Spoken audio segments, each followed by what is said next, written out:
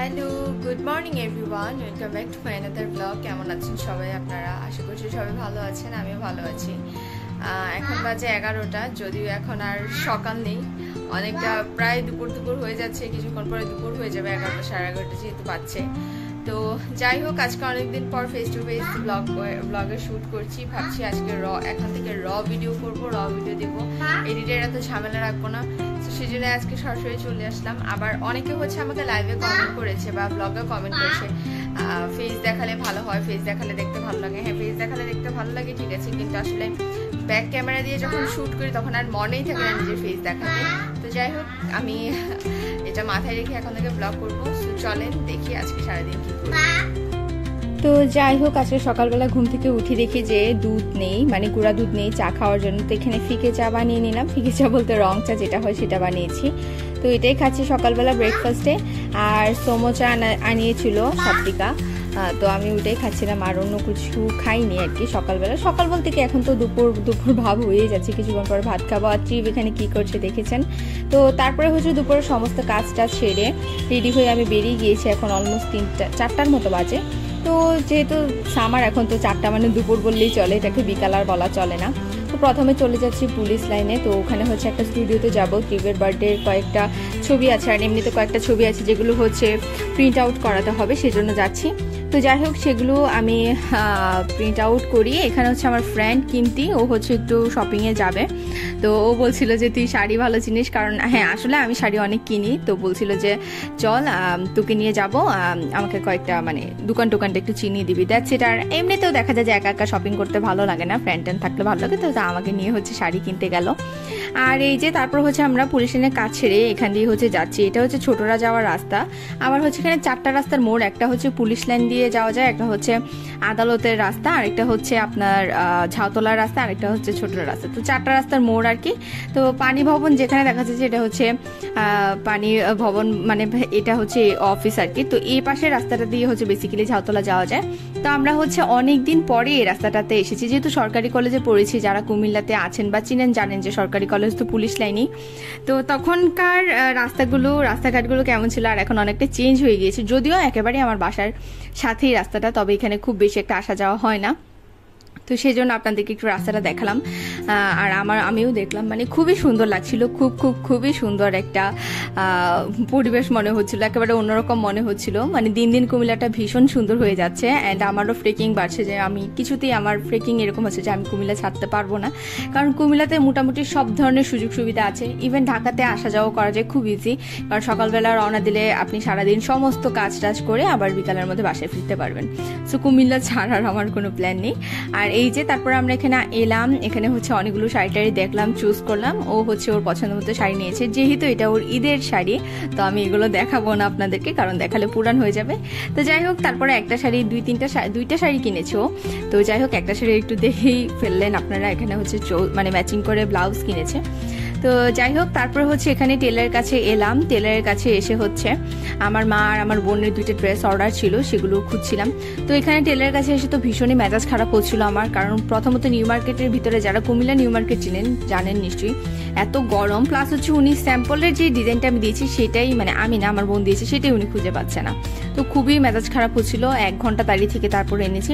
তো তারপর কিন্তু হচ্ছে এখানে আমাকে ট্রিট দিল, ফুচকা খাওয়ালা আর হচ্ছে আইসক্রিম খাইয়েছে। এখানে এক্সট্রা সালাদ টক নিয়েছে, মানে ভীষণই মজা লাগছিল খেতে, কারণ এত গরম ছিল। আর আমরা গরমে যেহেতু ঘুরে শপিং করছিলাম, তো একেবারে টায়ার্ড ছিলাম। আর যেহেতু আমরা একটু এসিতে থেকে অভ্যস্ত আর কি, তো দেখা যায় যে যেখানে একটু এসি পাই সেখানে শান্তি লাগে। তো এখানে এসি দেখে আমি আর কেমনি বলছিলাম যে আমরা ফাইনালি এসি নিচে এসেছি, কারণ আসলে এমনটাই হয়, বাইরে আসলে এত গরম।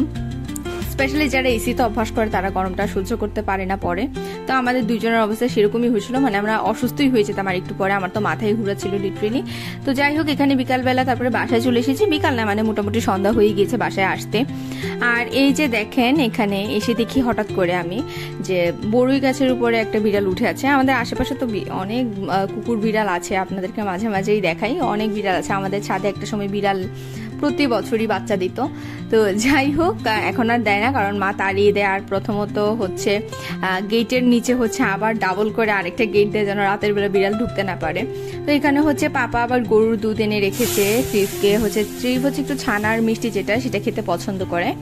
তো সেটাই গরুর দুধ দিয়ে বানাবো, কারণ ডক্টর বলছে এখন আস্তে ধীরে একটু একটু দেওয়া যেতে পারে, গরুর দুধ বা ফর্মুলা মিল্ক দিতে পারেন। তো ফর্মুলা মিল্কে আমি যাচ্ছি না, কারণ এটা বাংলাদেশ, এখানে আমি কাউকেই ভরসা করতে পারি না। এখানে আসলে কি বলবো, আর মানে বলতেও খারাপ লাগে, কিন্তু 2 নাম্বার এটা একটু বেশি হয় আর কি। তো আমি আর রিক্সেই যাচ্ছি না। তো যাই হোক, এখানে গরুর দুধটা খাঁটি গরুর দুধ, এটা হচ্ছে আমরা আনাই একজনকে দিয়ে স্পেশালি, তো এখানে আসলে কোনো ভেজাল নেই। তো এই গরুর দুধটা পাপা হচ্ছে এনে রেখেছে, এটা দিয়ে হচ্ছে এখন ছানার মিষ্টি বানাবো ট্রিপের খাওয়ার জন্য আর কি। তো যাই হোক, কিভাবে ছানার মিষ্টি বানাই সেটা আপনাদের সাথে একটু শেয়ার করি। দেখেন, এখানে হচ্ছে আমি দুধটাকে চুলায় বসিয়ে হালকা একটু জাল করে নিয়েছি ভালো করে, যেন কাঁচা ভাবটা কেটে যায়, সে ততটুকু পর্যন্ত অপেক্ষা করলাম। তারপর হচ্ছে এখানে আমি লেবুর রস দিয়েছি, আস্ত একটা লেবুর রস দিয়েছি। এখানে চাইলে আপনারা ভিনেগার দিয়েও ছানাটাকে কাটিয়ে নিতে পারেন। চুলাটা একেবারে মিডিয়াম ফ্লেমে রেখেই হচ্ছে আপনাকে ভিনেগার বা লেবুর রস যেটা আছে সেটা দিতে হবে, তাহলে হচ্ছে সুন্দরভাবে ছানাটা কাটবে। তো আমি দিয়ে হচ্ছে নেড়ে চেড়ে নিচ্ছি, দেখেন কি সুন্দর ছানাটা কেটে গেল। এবার হচ্ছে আমি রান্নার কাজে ব্যবহৃত মানে যে কোনো ধরনের ছানা বানানো বা কোনো একটা, অনেক সময় পিঠা টিঠা বা যে কোনো নারকেলের দুধ বের করতেও একটা পাতলা কাপড় লাগে, তো এই কাপড় বেসিক্যালি আমরা এই রান্নার কাজে ব্যবহার করি। তো এই কাপড়টার মধ্যে দিয়ে হচ্ছে আমি ছানাটাকে ভালো করে ছানার জলটা আলাদা করে নিলাম। তারপর হচ্ছে বেশ কিছুক্ষণ এটাকে ধুয়ে ঝুলিয়ে রাখবো, যেন একেবারে পুরোটা পানি ঝরে যায় আর ছানাটা একসাথে স্টাক হয়ে যায় আর কি এক জায়গায়। আর এখানে হচ্ছে অনেকগুলো আম আনা হয়েছে বাজার থেকে, তার মধ্যে হচ্ছে আবার সম্পাদিও কিছু আম সম্পাদিদের বাড়ি থেকে হচ্ছে এনে দিয়েছে। এই যে এখানে এই আমগুলোও ছিল, এই আমগুলো কি কিনে এনেছি কিনা জানি না, একটু লাল লাল আমগুলো। যাই হোক, এই আর কি, মানে অনেকগুলো আম, ভাবলাম আপনাদেরকে একটু দেখাই ঘরে এত আম। আমি তো এখনো পর্যন্ত একটা আমও খেয়ে দেখিনি। আমার আমের ভর্তাও তেমন একটা পছন্দ না, বাট আম পান্নাটা পছন্দ, বা হচ্ছে ম্যাঙ্গো জুস যেটা হয়, কাঁচা আমের জুস যেটা, ওইটাও ভালো লাগে। তো সময়ের অভাবে আসলে করতে পারি না, সত্যি কথা বলতে করতে পারিনি বা করিনি। তো যাই হোক, এখানে হচ্ছে এই যে এবার হচ্ছে রাত 11টার মতো বাজে, সব কাজটা সেরে মানে দেখলাম যে ছানাটা রেডি। তো এবার হচ্ছে ছানাটাকে ভালো করে আমি হাত দিয়ে একটু মথে নিচ্ছি বলতে এটা একটু দানাদারই থাকবে, একেবারে মিহি হবে না। তো একটু দানাদার করে মথে নিব, তারপর হচ্ছে কিভাবে ছানার মিষ্টিটা বানিয়ে দেখাবো। তো ওইটা হচ্ছে বেসিক্যালি ওভেনে কেক বানানোর প্যান। এই প্যানটা আমি গত বছরই কিনেছিলাম ওভেনে কেক বানানোর জন্য। তো যাই হোক, আমাদেরটা হচ্ছে আমাদের মাইক্রোওয়েভ ওভেন আর কি, এটা ইলেকট্রিক না। তো কেন জানি না, এই জন্য কিনা অনেকেই বলে যে মাইক্রোওয়েভে নাকি কেক বানানোটা একটু ইম্পসিবলই। তবে চেষ্টা করলে আমি পারতাম, আমি জানি, তবে চেষ্টা করিনি সময়ের অভাবে। তো যতবারই আমি কেক বানাতে গিয়েছি মাইক্রোওয়েভে, ততবারই আমার কেক ড্রাই কেক হয়ে গিয়েছে, মানে ওইটা আর কেক নেই, মানে ড্রাই কেকের মতো হচ্ছে চাতে ভিজিয়ে ড্রাই কেক যেরকম আমরা বিস্কিটগুলো খাই ড্রাই কেকের, ওরকম হয়ে যায় আর কি। তো যাই হোক, আমি ভাবলাম এখানে হচ্ছে ছানাটা বানিয়ে, যেহেতু এটা একটু স্কোয়ার শেপে আছে, তো ছানার সাইজটা সুন্দর হবে, এটার মধ্যে করে হচ্ছে ছানাটাকে বানিয়ে নেব। তো এই তো আপনাদের সাথে কথা বলতে বলতে আমার ছানাটাকেও প্রিপেয়ার করে নেওয়া হয়ে গেল। তো সেম প্যানে হচ্ছে আমি সামান্য একটু জল দিয়ে নিয়েছি, এবার একটু গুঁড়া দুধ দিয়ে দেবো। এখানে আমি কোনো ধরনের ময়দা বা আটা ইউজ করিনি, কারণ যেহেতু ট্রিপ খাবে, তো এখানে ময়দা বা আটা ইউজ করার কোনো প্রশ্নই ওঠে না। বাট যদি বড়রা খেতে চায় বা ছানার মিষ্টিটাকে আপনারা কারোর সামনে সার্ভ করতে চান, সেক্ষেত্রে ময়দা বা আটাটা ইউজ করতে পারেন, তাতে হচ্ছে একটু গ্রেভিটা বাড়ে আর কি। তো যাই হোক, এখানে হচ্ছে আমি দুধটাকে জাল করে নিচ্ছি হালকা করে। তারপর হচ্ছে আমি আমার পছন্দ মতো মিষ্টি দিয়ে নেব, খুব বেশিও দিব না, খুব কমও দিব না। নর্মালি ছানার মিষ্টিটা একটু কম হয়, তো ত্রিভও মিষ্টি খেতে তেমন একটা পছন্দ করে না, ত্রিবের মায়ের মতো মিষ্টি খেতে তেমন একটা পছন্দ করে না, তবে হালকা মিষ্টি দেবো এটাতে, খুব বেশি কড়া মিষ্টি হলে সে খায় না। তো এখানে হচ্ছে আমি দিয়ে নিচ্ছি। আর অনেকেই হচ্ছে বলেন যে লাল হয়ে যায়, গুড় কিনা, না অ্যাকচুয়ালি গুড় না। মোরব্বা বানানোর ক্ষেত্রেও একজন আমাকে বলছিল এগুলো গুড় কিনা, এগুলো অ্যাকচুয়ালি গুড় না, এটা হচ্ছে আখের চিনি, না জানি এটাকে কি বলে, লাল চিনি যেটা, সেটা আর কি। তো যাই হোক, এবার দিয়ে হচ্ছে এগুলোকে আমি একসাথে ভালো করে একটু জাল করে নিলাম। এবার হচ্ছে ছানাটাও দিয়ে নিচ্ছি, একসাথে করে সবগুলোকে একটু হালকা করে জাল দিয়ে নেব, যতক্ষণ পর্যন্ত না একদম শুকনা শুকনা হয়ে যাচ্ছে। তো আরেকটা জিনিস হচ্ছে, অ্যাকচুয়ালি বাইরে থেকে আমরা কয়েকবার না, অনেক দিনই, বেশ গত 6-7 মাস ধরে হচ্ছে বাড়ি থেকে ছানার মিষ্টি কিনে এনে ট্রিপকে খাওয়ানো হচ্ছে। কিন্তু শেষের বার একটা জিনিস আমার খুবই খারাপ লেগেছে, আমি নামটা উল্লেখ করছি না, তবে কুমিল্লার খুব স্বনামধন্য একটা দোকান থেকে ছানার মিষ্টিটা কিনা, ওটা খেয়ে কোনোভাবে ওটাকে ছানার মিষ্টি আমার মনেই হয়নি। ওটা টোটালটাই ময়দা ছিল বা আটা ছিল, এমনটাই মনে হয়েছে, এবং কিঞ্চিত পরিমাণের হয়তো বা ছানা দেওয়া হয়েছে, সেরকমটাই মনে হচ্ছিল আর কি। তো সেই জন্য তারপর থেকে হচ্ছে আমি ভাবলাম যে না, এটা আমি কোনোভাবেই আমি এটা আর বাড়ি থেকে কিনে আনাবো না।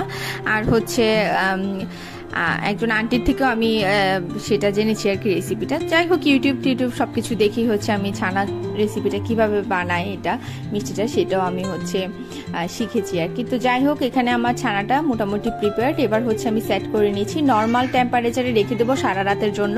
তো দেখা যাবে যে সেট হয়ে যাবে, তো সকালবেলা হচ্ছে আবার ফ্রিজে রেখে ভালো করে ঠান্ডা করে তারপর নামিয়ে নেবো। তো এখানে একটা ভুল যেটা করেছি আমি, এটাতে অ্যাকচুয়ালি প্যানটাতে আমার একটু ঘি মাখিয়ে রাখার দরকার ছিল, তাহলে ইজিলি বের করতে ইজি হয় আর কি। নেক্সট ব্লগে তো অবশ্যই দেখাবো ছানাটা কেটে কেমন হয়েছে বা এটাকে কিভাবে সেট করার পরে কি হয়েছে সব কিছুই দেখাবো আপনাদেরকে। তো এখন আপাতত জাস্ট এতটুকুই দেখাচ্ছি, সেট করে নিলাম। তো এই তো এভাবে করে হচ্ছে আজকে দিনটা কেটে গেল, আর ব্লগটা বেশি বড় করছি না। যদিও ভাবছিলাম যে ট্রিপকে তাড়াতাড়ি ঘুম পাড়াবো, কিন্তু ট্রিপ তো কোনোভাবেই ঘুমায় না, যত কিছুই করি না কেন, লাইট ফ্যান অফ করে দিয়ে মানে ওকে যত যাই করি না কেন ও হচ্ছে মানে ঘুমায় না এত তাড়াতাড়ি, একটা ওর বাজি। তো তারপরে হচ্ছে অনেকক্ষণ ঘুমের চেষ্টা করার পরেও সেখানে হচ্ছে আবার উঠে গিয়েছে বিছানা থেকে, দেখেন। আর মাও উঠে এখানে হচ্ছে মশা মারছে, কারণ প্রচুর মশা। দেখেন ঘরের কি অবস্থা করেছে, আর ওকে আমি এভাবে ডাক দিয়ে জিজ্ঞেস করছিলাম কি অবস্থা। যাই হোক, তারপর ফাইনালি হচ্ছে ঘুমিয়েছে। কেউ এই কোয়েশ্চেন করে না যে গরমের মধ্যে কেন সে কাঁথা গায়ে দিয়ে আছে, ওকে কাঁথা গায়ে দিয়ে রেখেছি। এই যে ওর স্পাইডারম্যান নিয়ে ঘুমিয়েছে, অ্যাকচুয়ালি বাসায় খুব গরম, সো আমাদের মোটামুটি সারা রাত এসি চলে, সেই জন্য কাঁথা গায়ে দেওয়া আর কি, যেহেতু বাচ্চাকে এত ঠান্ডা লাগানো যাবে না। তো যাই হোক, আমার আজকের ব্লগ এই পর্যন্তই ছিল। থ্যাংক ইউ সো মাচ যারা এতক্ষণ আমার ব্লগটা দেখেছেন। যারা অলরেডি আমাকে সাবস্ক্রাইব করেছেন তাদেরকে অসংখ্য ধন্যবাদ। যারা সাবস্ক্রাইব করেন অবশ্যই সাবস্ক্রাইব করে বেল আইকনে প্রেস করে আমার পাশেই থাকবেন এবং আমাকে এভাবে সাপোর্ট করে যাবেন। দেখা হচ্ছে নেক্সট ব্লগে, টিল দেন টাটা।